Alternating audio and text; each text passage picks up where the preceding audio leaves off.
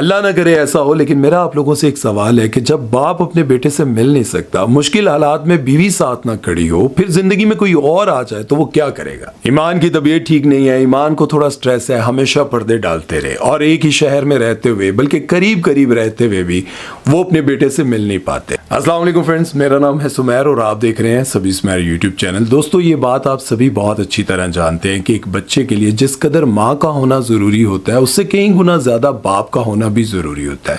ماں اگر اپنے بچے کو دن رات سینے سے لگا کر رکھتی ہے، اس کی تربیت کرتی ہے، تو ان کے سکون کے لیے باپ دن رات محنت کرتا ہے۔ لیکن وہی باپ جو اپنے بچوں کے لیے دن رات محنت کرتا ہے، لوگوں کی باتیں سنتا ہے، تکلیفیں برداشت کرتا ہے، لیکن گھر داخل ہونے سے پہلے اپنے چہرے پر مسکراہٹ لاتا ہے اور ہاتھوں میں اپنے بچوں کے لیے چیزیں اٹھائی ہوتی ہیں۔ لیکن جب اسی باپ کو بچوں سے دور کر دیا جائے اور وہ باپ اپنے بچوں سے ملنے کے لیے روتا رہے، تڑپتا رہے، تو ایسی ماں کو کیا کہیں گے؟ ظالم کہیں گے۔ آج کی اس ویڈیو میں آپ کو کچھ ایسی شوبز انڈسٹری کی ماؤں سے ملواؤں گا جنہوں نے اپنے بچوں کو باپ سے دور کر دیا اور باپ تڑپتا رہا، روتا رہا، لیکن بچوں کو باپ سے ملنے نہ دیا۔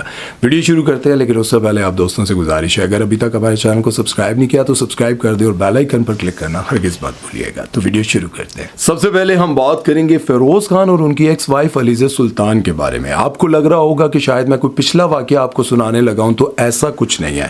یہ بات سچ ہے کہ پچھلے کئی سالوں سے ان کے درمیان جھگڑا چل رہا ہے اور اسی ڈرامے کی وجہ سے فیروز خان اپنے کیریئر کو بھی تقریباً برباد کر چکے تھے۔ لیکن آہستہ آہستہ کرتے کرتے جب انہوں نے دوبارہ سے محنت کی اور اپنے پیروں پر کھڑا ہونا شروع ہوئے اور ان کو پروجیکٹس بھی ملنے لگے، ان کے ڈرامے بھی ہٹ ہونے لگے، تو ان کی وائف نے ایک بار پھر سے ان کو ڈی فیم کرنا شروع کر دیا۔ جب ان کو لگا کہ ان کا کام ٹھیک ہو گیا، ان کا کیریئر دوبارہ سے اپنی جگہ پر آ گیا، تو ایک بار پھر سے ان سے بچے چھین لیے۔ اب کی بار علیزہ سلطان نے کیس کچھ یوں کیا کہ میں دونوں بچوں کی کسٹڈی چاہتی ہوں، اور اس کے بعد انہوں نے ایک پوسٹ بھی لگائی اور اس پوسٹ کے بعد ان کو بہت زیادہ تنقید کا سامنا کرنا پڑ رہا ہے۔ وہ کہتی ہیں کہ میں فیروز کو کئی بار کہہ چکی ہوں کہ دونوں بچوں کی ذمہ داری اٹھا لو، میں بچوں کو نہیں سنبھال سکتی۔ اب جب انہوں نے یہ لکھا تو لوگوں نے کہا کہ اس وقت تو آپ کہتی تھی کہ میں بچوں کو اپنے پاس اس لیے رکھنا چاہتی ہوں، جب فیروز خان طلاق کے بعد اپنے بچوں کے لیے تڑپ رہے تھے، اور تڑپتے تڑپتے آخر کار وہ عدالت گئے۔ عدالت میں جانے کے بعد انہوں نے کہا کہ میں اپنے بچوں سے ملنا چاہتا ہوں، لیکن میری ایکس وائف مجھے بچوں سے نہیں ملنے دیتی۔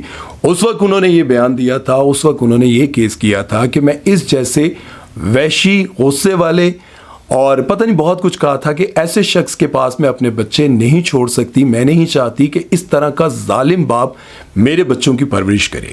اب لوگ کہتے ہیں کہ اس وقت تو آپ کہتی تھی کہ یہ ظالم ہے، یہ اس طرح کا دماغ پھرا شخص ہے، لیکن اب آپ چاہتی ہیں کہ یہ بچوں کی فل ذمہ داری اٹھائیں۔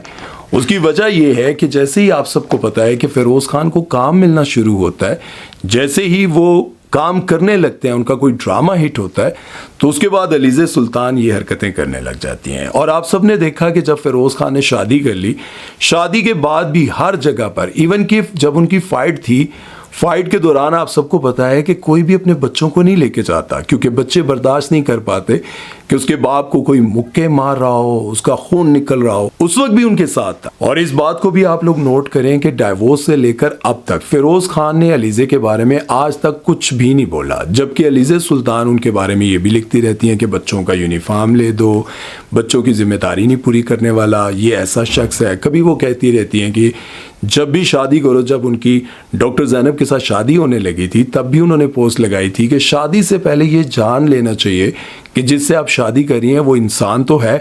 اور بھی بہت ساری چیزیں وہ لکھتی رہتی ہیں اور کوشش یہ کرتی رہتی ہیں کہ فیروز خان کو کسی نہ کسی طرح سے ڈی فیم کیا جائے، ان کو پاگل کیا جائے۔ اور میں جہاں تک جانتا ہوں، فیروز خان اپنے بچوں کے لیے دھاڑے مار مار کے روتے ہیں، اور انہی دنوں میں علیزہ سلطان اپنے گھومنے پھرنے اور مزے کرنے کی ویڈیوز لگاتی رہتی ہیں، جبکہ وہ یہ بات جانتی ہوتی ہیں کہ فیروز خان اپنے بچوں کے لیے تڑپ رہے ہیں۔ اب آپ لوگ فیصلہ کریں کہ پاکستان کا وہ سپر سٹار جس کی فین فالوئنگ لاکھوں میں نہیں کروڑوں میں ہے، وہ شخص اپنی ایکس وائف کے بارے میں ایک لفظ نہیں بولتا، لیکن ایکس وائف آئے دن ان کے بارے میں کچھ نہ کچھ بولتی رہتی ہیں، ان کو بدنام کرنے کی کوشش کرتی رہتی ہیں۔ جب اس سے بھی کام نہیں چلتا تو بچے چھین لیتی ہیں۔ کیا وہ باپ جو اپنے بچوں کے لیے روتا، تڑپتا، چیخے مارتا ہے، کیا اس کی معافی ملے گی اس دنیا اور آخرت میں؟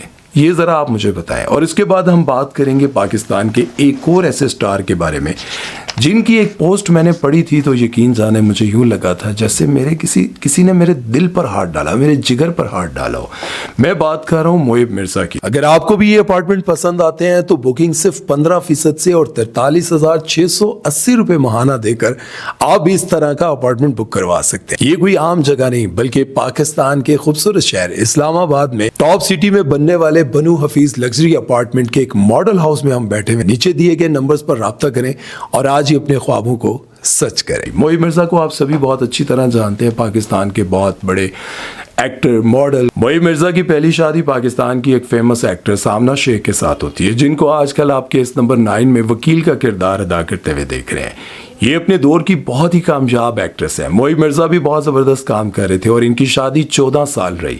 اس انڈسٹری میں جہاں پر شادیاں صرف چند ماہ چلتی ہیں وہاں پر ان کی شادی 14 سال چلی, اور اس سے یہ بات صاف ظاہر ہوتی ہے کہ ان کی کتنی اچھی انڈرسٹینڈنگ ہوگی. شوبز انڈسٹری کے لوگ ان کو پاور کپل کے نام سے جانتے تھے, لوگ ان کی بڑی تعریفیں کرتے تھے, ان کی بہت اچھی انڈرسٹینڈنگ تھی. لیکن ان کی سپریشن ہوگی اور 2019 میں یہ خبر سامنے آئی کہ ان دونوں کی ڈائیورس ہوگی. اور پھر 2020 میں فادرز ڈے پر موہب مرزا ایک ایسی پوسٹ لگاتے ہیں جسے پڑھنے کے بعد بڑے بڑے لوگوں کی آنکھیں نم ہو گئی. وہ لکھتے ہیں, میری پیاری بیٹی تم کہاں ہو میں نہیں جانتا, میں تمہارے بغیر تڑپ رہا ہوں, میں تمہیں دیکھنا چاہتا ہوں. اس پوسٹ کو پڑھ کر بہت سارے لوگوں کی آنکھیں نم ہو گئی تھی, کیونکہ ایک باپ نہ جانے کتنے سالوں سے اپنی بیٹی سے نہیں ملا ہوگا. وہ ملنا چاہتے ہوں گے, شاید ماں نے ملنے نہ دیا ہو. اس کے بعد خیر انہوں نے صنم سعید کے ساتھ شادی کر لی, اور شادی کے بعد اللہ نے ان کو اولاد بھی دے دی. اب ان کا بیٹا ہے. اور آمنہ شیخ انہوں نے بھی شادی کر لی, ان کے بھی بچے ہیں. لیکن آج تک موہب مرزا نے بتایا نہیں کہ وہ اپنی اولاد سے کتنے سال دور رہے. حالانکہ یہ بات اچھی تھی کہ شادی کے بعد دونوں نے ایک دوسرے پر کیچڑ نہیں اچھالا. اتنے عرصہ ساتھ رہنے کے بعد بھی دونوں نے خاموشی سے علیحدگی اختیار کر لی, کبھی بھی ایک دوسرے کے بارے میں کچھ نہیں بولا. لیکن یہ ایک جملہ, میری پیاری بیٹی تم کہاں ہو میں نہیں جانتا, یہ جملہ جو ہے کافی تھا لوگوں کے سمجھنے کے لیے. اب ہم بات کریں گے پاکستان کے سب سے فیمس یوٹیوبر رجب بٹ کے بارے میں. آپ سبھی یہ بات بہت اچھی طرح جانتے ہیں کہ جس قدر انہوں نے فیم پایا اس سے کئی گنا زیادہ انہوں نے مشکلات کا سامنا کیا. اور ابھی آپ یہ بات بھی جانتے ہیں کہ وہ باہر ہے کافی عرصہ کیسز کی وجہ سے, لیکن جب وہ پاکستان آئے تو تب سے لے کر اب تک وہ اپنی اولاد سے دور ہیں. اولاد سے دور کرنے والا کون ہے؟ کیونکہ اولاد تو اپنی ماں یعنی کہ رجب بٹ کی وائف ایمان کے پاس ہے. جب سے وہ پاکستان آئے ہیں ہونا تو یہ چاہیے تھا کہ ان کی وائف کو سب سے پہلے وہاں پر موجود ہونا چاہیے تھا, اور وہ اپنے بچے کے لیے جس طرح سے وہاں پر روتے تھے, ہر ولاگ میں اپنے بچے کے لیے بات کرتے رہتے تھے, ہونا تو یہ چاہیے تھا کہ جیسے ہی وہ پاکستان آئے, پاکستان میں آتے ہی وہ اپنے بچے کو گلے سے لگاتے. بیوی کو بھی وہاں موجود ہونا چاہیے تھا, لیکن ہمیشہ کی طرح وہ پردے ڈالتے رہے. ایمان کی طبیعت ٹھیک نہیں ہے, ایمان کو تھوڑا سٹریس ہے, ہمیشہ پردے ڈالتے رہے. اور ایک ہی شہر میں رہتے ہوئے بلکہ قریب رہتے ہوئے بھی وہ اپنے بیٹے سے مل نہیں پاتے. اور آپ سب کو یہ بات جان کر حیرانی ہوگی کہ بہت سارے لوگ جو ہیں وہ ایمان کا ساتھ دیتے رہتے ہیں, ہر وقت کہتے رہتے ہیں کہ ایمان کے ساتھ ظلم ہو رہا ہے, ایمان کے ساتھ ظلم ہو رہا ہے. اور آپ یہ بات بھی دیکھ لیں کہ ہوتے ہیں مرد ایسے ہوتے ہیں, غلطیاں کرتے ہیں, بیویاں معاف کر دیتی ہیں, بیویوں کے دل بڑے ہوتے ہیں. آپ نے لوگوں کے سامنے ایکسیپٹ بھی کر لیا کہ میں ساری چیزوں کو اگنور کرتی ہوں, جو کچھ ہوا ٹھیک ہے. اور جب وہ پاکستان میں نہیں تھے تب آپ ہر روز یہ بات کہتی تھی کہ میرا شوہر یہاں نہیں ہے, مجھے وہ بہت یاد آتے ہیں. لیکن جب سے وہ پاکستان آئے ہیں تب سے لے کر اب تک ان کی وائف ان سے ملنے نہیں آتی, نہ وہ گھر آتی ہیں, اور ہمیشہ لوگ ایمان کا ساتھ دیتے رہتے ہیں. اور وہ ماں بیٹا جن پر روزانہ تنقید ہوتی ہے, روزانہ ان کو برا بھلا کہا جاتا ہے, وہ ہمیشہ پردہ ڈالتے رہتے ہیں. اب میں رجب بٹ کی ایک بات پر بڑا حیران تھا جب وہ یہ کہتے تھے کہ اصل میں نا وہ بڑی برگر سی ہیں. میں اب یہ سمجھتا ہوں کہ اگر برگر لیول کی بات کی جائے تو دیکھا جائے تو انہوں نے زندگی اپنی نارمل گزاری ہے. ان کی والدہ نے ٹیچنگ کر کے اپنے بچوں کو پالا ہے. اب ٹیچنگ کرنے کے بعد وہ کتنا پیسہ کماتی ہوں گی کہ ان کی لگژری لائف ہوگی یا بہت نازک ہوں گے, یا پھر انہوں نے ایسی زندگی گزاری ہوگی جس میں کوئی پریشانی مشکلات کچھ نہ دیکھا ہو.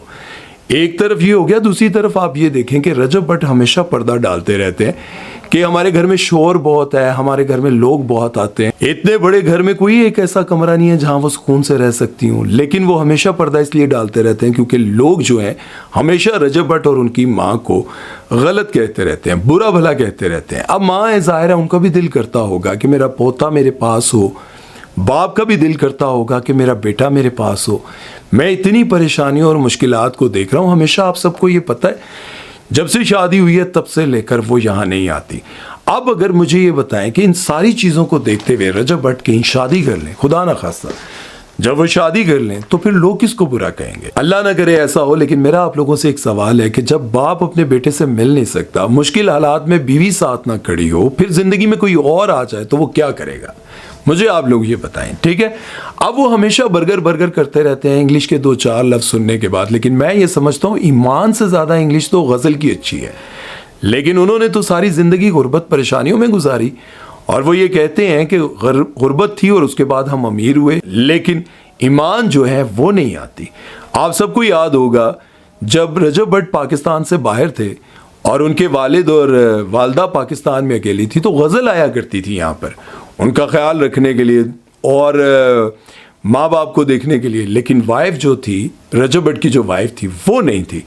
اب غزل بھی تو کسی کی وائف ہے, وہ بھی اپنے گھر والی ہیں, لیکن اس کے باوجود وہ اپنا گھر بھی دیکھ رہی تھی اور یہاں پر آ کر اپنے بھائی کا گھر بھی دیکھ رہی تھی.